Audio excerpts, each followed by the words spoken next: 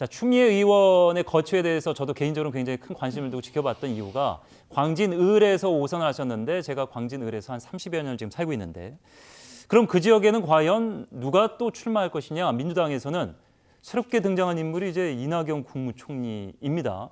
국무총리 자리는 지금 인선이 난항인 것으로 오늘까지는 알려졌기 때문에 그런데 만약에 총선에 출마하려면은 내년 1월 15일 이전에는 어떻게든 정리를 하고 나오셔갖고 후보 등록을 해야 되는 상황인데 경선도 뭐 치러야 되는 상황이기 때문에 오세훈 전 서울시장은 주소지가 광진이었어요. 원래 그리고 당협위원장을 맡으면서 출마가 거의 유력시되고 있는 상황. 제가 이 방송에서 한번 말씀드린 적이 있는데 재작년 겨울 이미 한 16개월 전쯤인가요? 저희 동네 앞에 술집에서 이제 춘천의 지역구를 누구신 김진태 의원과 김진태 의원도 광진으로 주소를 옮겼거든요. 두 분이 이제 술을 드시다가 인사를 나눈 적이 있는데 이미 이제 그 무렵부터 광진을 좀 보고 계셨던 것 같고 그렇다면은 두 분이 만나게 될 것인가?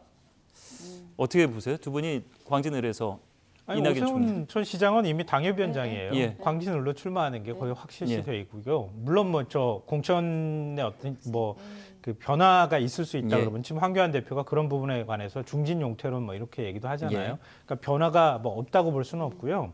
그리고 저는 이낙연 총리는 그 민주연구원에서 한 번쯤 이렇게 돌려보는 작업을 하는 과정이 아닐까 어디가 싶거든요. 적합한가? 그리고 사실 이낙연 총리가 만약에 나온다고 하면은 뭐하러 지금 오세훈 전 시장인데 나오겠어요. 황교안 대표 나온다 그러면 황교안 대표랑 같이 붙여야 되지 않겠습니까?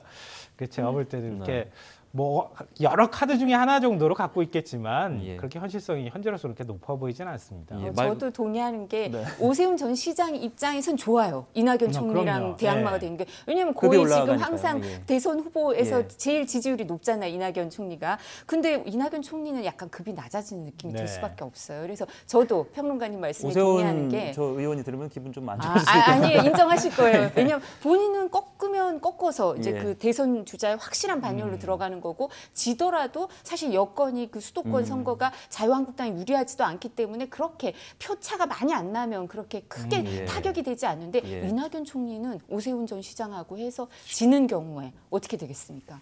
거의 이제 그렇죠. 대선 타격이 주자급에서 크겠죠. 떨어지게 되니까요. 타격이 훨씬 크죠.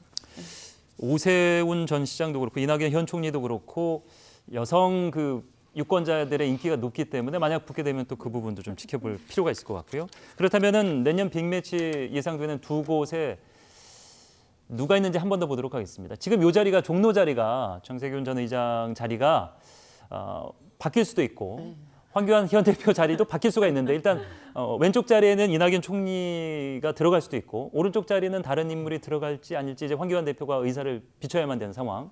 목포도 박지원 의원, 김홍걸 의원 이렇게 DJ 대전 그러니까 DJ들의 자제분과 DJ의 최측근이 만날 수 있을 것인가 이 두 대전 이루어진다면 엄청난 대전인데. 네, 근데 사실 저것뿐만 아니라 제가 생각엔 그 목포뿐만 아니라 전직 대통령의 자제분들이 나오려고 하는 준비를 하는 데가 여러 군데 있는 걸로 알고 있어요. 근데 뭐 그게 가능할지 몰라요. 왜냐하면 당내에서 공천을 할 때 그게 당 전체의 얼굴로 봤을 때 좋은 영향을 미칠지 나쁜 영향을 미칠지 판단을 하니까 본인 의사처럼 출마를 할 수 있을지 모르겠지만 준비하시는 분들은 몇 분 계세요. 그런데 여기는 그 목포의 경우에는 사실은 DJ의 영향이 아주 크죠. 그리고 향수도 크기 때문에 김홍걸 씨가 나오면 그 부분은 좀 유리하지 않을까 이런 생각이 좀 들고요.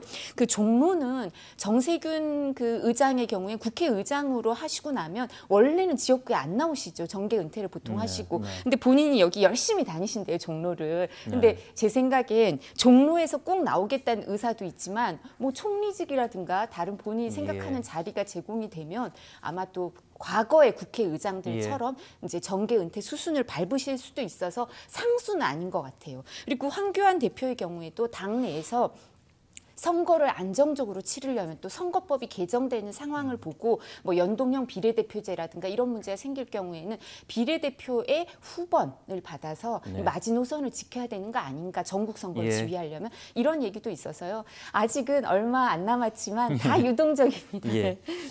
광주 지역에 이제 김병진 의원이 무소속으로 내년 이제 출마할 것으로 보이는데 출판 기념회 이제 박지원 의원이 와서 내가 너 유명해지는데 도와줬으니까 이번에 나 정말 밀어줘야 돼, 도와줘야 돼 이런 얘기를 하시더라고요. 그 얘기는 지역구를 좀 옮기거나 해서 내년에 꼭 되겠다는 의지를 지금 보이고 계신 건데. 그러신 것 같아요. 예. 뭐 지역구 출마 그냥 여전히 하겠다고 하는 의지가 있는 것 같고요. 예. 그렇게 됐을 때는 제가 볼 땐 다음번 임기 끝날 때 8순위 되지 않을까 이런 생각도 좀 드는데요. 거의 마지막이겠네요. 예. 네네.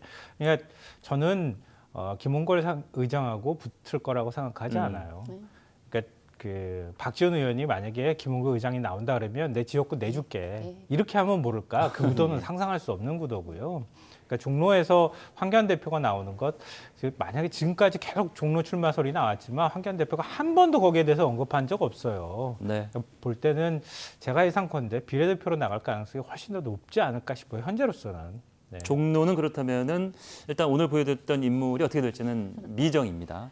두 분과 인사 나누겠습니다. 김성환 시사평론가 이도화 변호사와 함께했습니다. 고맙습니다.